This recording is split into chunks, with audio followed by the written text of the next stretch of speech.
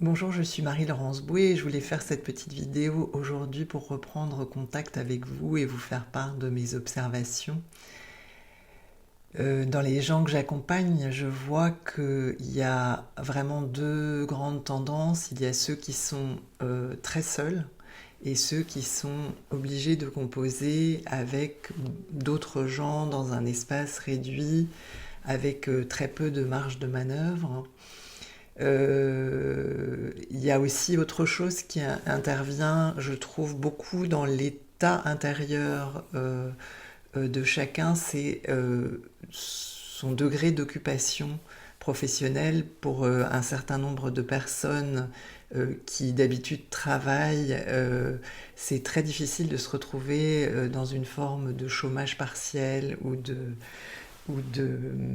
d'oisiveté non voulue et de composer avec ce temps qui n'offre pas autant de liberté que d'habitude.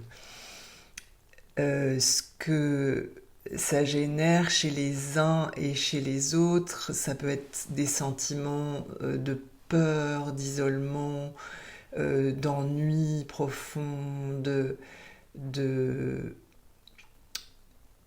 presque de désespoir chez certaines personnes qui se retrouvent toutes seules, et puis chez ceux qui sont souvent en famille ou avec des amis. Dans ce que j'ai pu observer, il y avait beaucoup plus souvent de la colère, de l'irritation, des difficultés à communiquer, des difficultés à pouvoir s'isoler, retrouver des moments d'intimité, de solitude. Et dans tous les cas, on se retrouve à devoir gérer ses émotions, les uns comme les autres, dans un espace qui nous offre aucune porte de sortie, à part si on veut se mettre devant sa télé et regarder 50 épisodes de La Petite Maison dans la Prairie. On va pas vraiment avoir 36 opportunités de se distraire de nous-mêmes finalement. Et je trouve que la pratique finalement la plus importante à maintenir et la plus utile, c'est la pratique de la présence. Et qu'est-ce que c'est la présence? La présence, c'est tout simplement euh, rester avec ce qui est tel quel. C'est-à-dire mettre notre conscience là où notre corps nous signale que nous traversons quelque chose de difficile ou de souffrant. Et juste rester avec ça par le souffle, sans le juger, sans vouloir le changer, sans attendre une transformation, sans non plus le nourrir.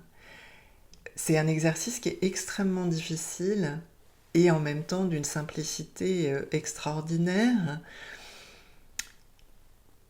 et qui nous permet de revenir à un meilleur ancrage, à une meilleure conscience de nos frontières, de notre propre vibration intérieure.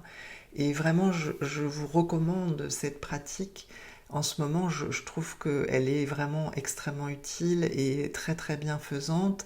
Et c'est une pratique qui est facile à faire dans le contexte dans lequel nous sommes parce qu'elle ne nécessite pas tout d'un coup de pouvoir être dans une forme de solitude ou de silence quand on est par exemple avec beaucoup de monde autour de soi. On peut la faire à tout moment quand on est traversé par quelque chose qui nous dérange. Elle est une pratique néanmoins très exigeante et qui permet, je pense, de beaucoup évoluer et de profiter de cette période pour évoluer autant que faire se peut et sans être trop exigeant avec nous-mêmes toujours. Voilà, en tout cas, je suis très reconnaissante que vous m'écoutiez, je vous en remercie et je vous dis à bientôt et j'accompagne ceux qui le désirent avec plaisir à distance. Je proposerai sans doute un groupe bientôt au mois de mai. Je vous dis à bientôt.